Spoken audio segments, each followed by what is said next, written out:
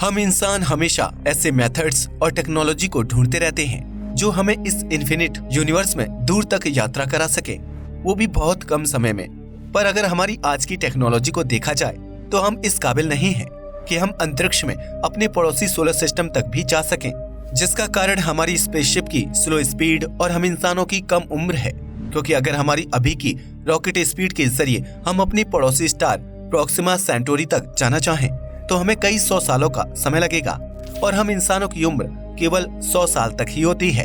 ज्यादातर इंसान तो 80 को भी पार नहीं कर पाते। इसमें भी हम केवल 40 से 50 साल तक ही काम करने की स्थिति में होते हैं। ऐसे में हम इतनी लंबी यात्रा नहीं कर सकते। पर क्या हो अगर हम अपनी पूरी पृथ्वी को ही एक स्पेसशिप बना लें और अपनी पूरी पृथ्वी को ही ब्रह्मांड में मनचाही जगह तक लेकर जा सकें। तो आज हम यही जानने वाले हैं कि क्या हम अपनी पृथ्वी को ही एक स्पेसशिप में बदल सकते हैं और क्या आज की टेक्नोलॉजी से ऐसा कर पाना संभव है। यही नहीं, क्या हम पृथ्वी पर अंतरिक्ष में दूर तक यात्रा कर सकते हैं। Why we need to move Earth? यह सवाल ज्यादा पुराना नहीं है। 2019 में आई एक मूवी वंडरिंग अर्थ के कारण ही लोगों के मन में ये सवाल उत्पन्न हुआ है, क्योंकि इस मूवी में दिखाया जाता है कि भविष्य में सूरज का आकार और तापमान अचानक से बढ़ने लगता है। ऐसे में इंसानों के पास धरती को बचाने के लिए केवल 100 साल का समय ही होता है, क्योंकि इन 100 साल में सूरज हमारी पृथ्वी को पूरी तरह से निगल जाएगा और अगले 300 सालों में हमारे पूरे सौरमंडल का ही अस्तित्व पूरी तरह से खत्म हो जाएगा। ऐसे में दुनिया भर के देश एक साथ आकर इस समस्या से निकलने के लिए एक योजना बनाते हैं, जिसके बाद इंसान टेक्नोलॉजी का प्रयोग करके पृथ्वी को एक स्पेसशिप की तरह बनाते हैं और फिर पृथ्वी को उसके ऑर्बिट से हटाकर उसे करीब 4.2 लाइट ईयर्स दूर मौजूद अल्फा सेंटोरी तारे के ऑर्बिट तक ले जाने की कोशिश करते हैं। हालांकि इसमें ये तो नहीं दिखाया जाता है कि वो आखिर में सफल होते हैं या नहीं, पर यह मूवी हम इंसानों के सामने जरूर एक क्वेश्चन खड़ा कर देती है कि अगर वर्तमान समय में हम इंसानों के सामने कोई ऐसी सिचुएशन खड़ी हो जाती है जिसमें हमें धरती के ऑर्बिट को बदलना पड़े या फिर हमें हमारी पृथ्वी को कहीं दूर ले जाना हो, तो क्या हमारे पास इस वर्तमान समय में कोई ऐसी तकनीकी मौजूद है जिसकी मदद से हम धरती के ऑर्बिट को बदलकर दूसरे ग्रहों के ऑर्बिट तक या किसी दूसरे सोलर सिस्टम तक ले जा सकें। अब आते हैं अपने मेन सवाल पर कि क्या हम पृथ्वी को एक पूरी स्पेसशिप में बदल सकते हैं। आपको जानकर हैरानी होगी, पर वैज्ञानिकों द्वारा की गई रिसर्च में माना गया है कि अगर हम चाहें तो पृथ्वी को मनचाही डायरेक्शन में स्पेस में धीरे धीरे मूव कर सकते हैं। वो भी ज्यादा नहीं, बस कुछ मीटर या किलोमीटर तक। उसमें भी हमें हजारों साल का समय लग जाएगा, पर हमारी पृथ्वी को हमारे सन से दूर कहीं दूसरे सोलर सिस्टम में मौजूद स्टार के पास लेकर जा पाना हमारे लिए पॉसिबल नहीं है। मतलब अभी की टेक्नोलॉजी से तो बिल्कुल भी नहीं। तो अब हम कुछ ऐसी टेक्नोलॉजी पर बात करेंगे जो अभी हम इंसानों के पास मौजूद हैं या कुछ सालों में हासिल की जा सकती हैं और जो हमें हमारी पृथ्वी को मूव करने में मदद कर सकती हैं। First method, nuclear bombs. अगर एनर्जी की बात की जाए तो हम इंसानों के पास अभी तक सबसे ज्यादा एनर्जी प्रोवाइड कराने वाला सोर्स न्यूक्लियर एनर्जी ही है और न्यूक्लियर बॉम्ब्स और न्यूक्लियर रॉकेट प्रेजेंट समय में हमारी धरती में मौजूद सबसे पावरफुल वेपन्स में से एक हैं और इन्हें चॉइस करने का सबसे बड़ा कारण ये भी है कि जब भी हम यूनिवर्स में पृथ्वी को बचाने के लिए किसी एस्टेरॉइड की डायरेक्शन को मूव करने या उसे डिस्ट्रॉय करने की बात करते हैं तो हमारे मन में सबसे पहला वेपन न्यूक्लियर बॉम्ब ही होता है। और कुछ समय पहले नासा ने एक ऐसा ही मिशन लॉन्च भी किया था जिसमें उसका प्लान है कि वो हमारी पृथ्वी के पास से गुजरने वाले 2 एस्टेरॉइड को एक न्यूक्लियर बॉम्ब रॉकेट की टक्कर के चलते डिस्ट्रॉय करेगी या फिर उसकी डायरेक्शन को थोड़ा चेंज करेगी। पर क्या हम न्यूक्लियर रॉकेट्स के इस्तेमाल से अपनी पृथ्वी को उसके ऑर्बिट से हटाकर अंतरिक्ष में कहीं दूर लेकर जा सकते हैं? तो दोस्तों इसका जवाब है नहीं। हमारी पृथ्वी का मास करीब 6 सेप्टिलियन किलोग्राम है, जो कि इतना ज्यादा है कि लाखों टन न्यूक्लियर बॉम्ब भी हमारी पृथ्वी को मूव नहीं करा पाएंगे और हमारी पृथ्वी पर इतना ज्यादा यूरेनियम भी मौजूद नहीं है कि हम इतने ज्यादा न्यूक्लियर बॉम्ब को बनाकर इस्तेमाल कर सके। इसके अलावा इतने न्यूक्लियर बॉम्ब के एक्सप्लोजन के बाद अगर हमारी पृथ्वी थोड़ी सी मूव भी होती है तो शायद हम इंसान इस पृथ्वी पर जिंदा नहीं बचेंगे, क्योंकि इन न्यूक्लियर बॉम्ब के रेडिएशन और हीट एनर्जी के चलते हम पहले ही मर चुके होंगे। Second method, space rockets. इस तरीके के अंदर हम एक ऐसी टेक्नोलॉजी का प्रयोग कर सकते हैं जो नासा द्वारा एस्टेरॉइड की दिशा बदलने के लिए प्रयोग की जाती है। इसमें अर्थ के ऑर्बिट को आगे बढ़ाने के लिए कई छोटे छोटे रॉकेट्स का इस्तेमाल किया जाएगा, जिसमें पृथ्वी की सरफेस पर बहुत सारे रॉकेट इंजन को लगाया जाएगा, जिनसे पैदा होने वाले थ्रस्ट के कारण पृथ्वी पर एक फोर्स लगेगा जो उसे आगे हमारी मनचाही दिशा में पुश करेगा। यह तरकीब काम कर सकती है, पर इसमें सबसे बड़ी समस्या ये है कि हमें बहुत ज्यादा ताकतवर रॉकेट इंजन की जरूरत होगी, वो भी बहुत ज्यादा संख्या में।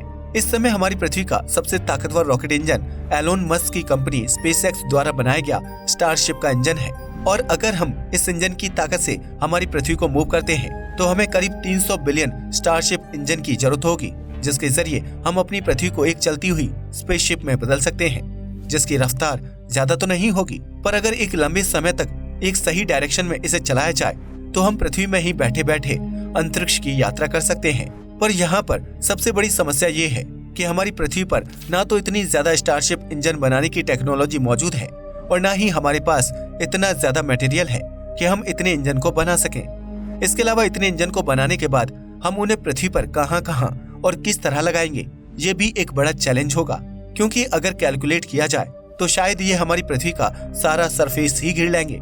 और समस्या सिर्फ इतनी सी नहीं है, बल्कि जब स्टारशिप इंजन को चलाया जाएगा तो यह लगातार हीट भी पैदा करेंगे, जिसके कारण पृथ्वी का टेम्परेचर बहुत तेजी से बढ़ेगा और यह टेम्परेचर इतना ज्यादा होगा कि हम इंसानों के लिए पृथ्वी हैबिटेबल नहीं बचेगी।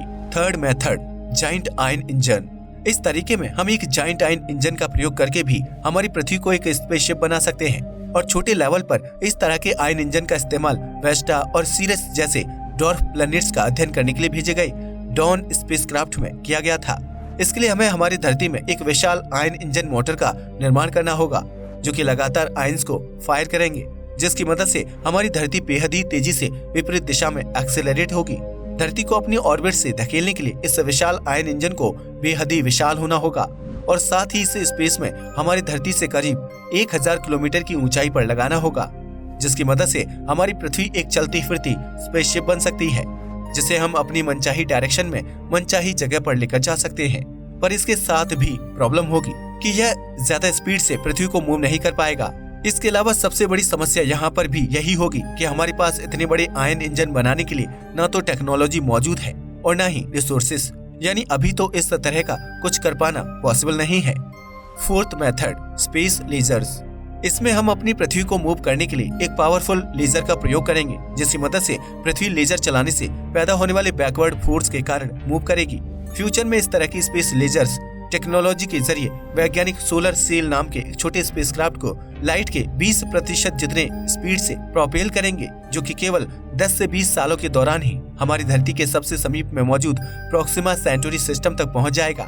अभी वैज्ञानिक जिन सोलर सेल की बात कर रहे हैं उनका मास बहुत ज्यादा कम है, पर स्पेस लेजर्स के इस्तेमाल से हम उन्हें अंतरिक्ष में बहुत दूर तक, वो भी बहुत तेजी से भेज सकते हैं। पर अगर हमारी पृथ्वी की बात की जाए तो जैसा कि मैंने आपको बताया कि हमारी पृथ्वी का मास करीब 6 सेप्टिलियन किलोग्राम है, जो कि इतना ज्यादा है कि इस टेक्नोलॉजी के जरिए हमारी पृथ्वी को मूव करने के लिए काफी बड़ी लेजर की जरूरत होगी और यहाँ पर इस स्पेस लेजर्स को चलाने के लिए भी हमें काफी ज्यादा एनर्जी की जरूरत होगी, जो कि अभी तक तो हमारी पृथ्वी पर मौजूद नहीं है और न ही हमारे पास कोई ऐसा तरीका है कि हम इतनी एनर्जी को प्राप्त कर पाएं। इसके अलावा हम इतने बड़े स्ट्रक्चर का निर्माण पृथ्वी पर कैसे करेंगे और इतनी बड़ी लेजर बनाने के लिए हम पृथ्वी पर रिसोर्सेज कहां से लाएंगे। Fifth method, gravity assist. ये कोई नया तरीका नहीं है। इस तरीके के प्रयोग से हम सालों से अपने स्पेसक्राफ्ट को अंतरिक्ष में दूर भेज रहे हैं। इसमें हम अपने सोलर सिस्टम में मौजूद यूनिवर्सल ऑब्जेक्ट्स की ग्रेविटी का प्रयोग करके अपने स्पेसक्राफ्ट को स्पीड प्रोवाइड करते हैं। अगर आप मूवी देखते हैं तो आपको पता होगा कि जब हम स्पेसक्राफ्ट को स्पेस में भेजते हैं तो उसकी स्पीड बढ़ाने के लिए हम उसे पृथ्वी के ऑर्बिट में कुछ समय के लिए घुमाते हैं, जिसके बाद एक निश्चित दूरी पर आने के बाद हम उसे तेजी से इंजन की मदद से पुश करते हैं और पृथ्वी के ऑर्बिट से बाहर निकाल देते हैं। इसके कारण उस स्पेसक्राफ्ट की रफ्तार इतनी ज्यादा तेज हो जाती है कि वह हजारों किलोमीटर की रफ्तार से यूनिवर्स में ट्रेवल करता है। हमारे अंतरिक्ष में भेजे गए वॉयेजर 1 और वॉयेजर 2 स्पेसक्राफ्ट ने इसी ग्रेविटी असिस्ट तकनीकी का प्रयोग करके मानव हिस्ट्री में सबसे तेज ह्यूमन मेड स्पेसक्राफ्ट होने का दर्जा हासिल किया है। इस समय वॉयेजर 1 करीब 62,000 किलोमीटर पर आवर की स्पीड से अंतरिक्ष में गति कर रहा है। यह गति इतनी ज्यादा है कि यह केवल कुछ घंटों में ही हमारी पृथ्वी से मून तक पहुंच सकता है। पर इस तकनीकी का प्रयोग हमारी पृथ्वी पर करने के लिए हमें सबसे पहले तो हमारे सोलर सिस्टम में मौजूद ऐसे ऑब्जेक्ट्स को ढूंढना होगा जिनकी ग्रेविटी हमारी पृथ्वी से बहुत ज्यादा है, जिसमें कुछ ऑब्जेक्ट्स का नाम ही आता है, जैसे कि सैटर्न, जुपिटर प्लैनेट और सन। ये इस तकनीकी में हमारी मदद कर सकते हैं। पर इस तरीके का प्रयोग करने के लिए सबसे पहले हमें तेजी से अर्थ को इनके ऑर्बिट से होकर घूमना होगा और सबसे बड़ी समस्या यहीं पर है, क्योंकि अगर हम अपनी पृथ्वी को उसके ऑर्बिट से हिलाने में कामयाब नहीं हो पा रहे हैं तो हम उसे किसी और बड़े प्लेनेट के ऑर्बिट में कैसे लेकर जा सकते हैं। और यहाँ पर सबसे बड़ा खतरा ये है कि अगर हम पृथ्वी को जुपिटर, सैटर्न या फिर सन के बेहद पास ऑर्बिट में ले जाने में कामयाब भी हो जाते हैं तो यहाँ पर सबसे बड़ा खतरा है कि अगर हमसे कोई गलती हुई तो हमारी पृथ्वी की टक्कर सीधे उनसे होगी और यह टक्कर इतनी भयानक होगी कि हमारी पृथ्वी हमेशा के लिए समाप्त हो जाएगी। तो दोस्तों सच कहा जाए तो हमारे पास शायद अभी कोई भी ऐसी टेक्नोलॉजी नहीं है जो हमारी पृथ्वी को किसी स्पेसशिप में बदल सके। आपका इस बारे में क्या ख्याल है, हमें कमेंट करके जरूर बताइएगा। आज के लिए बस इतना ही। वीडियो पसंद आया हो तो इसे लाइक और शेयर करें, साथ ही चैनल को भी सब्सक्राइब करें। जय हिंद दोस्तों।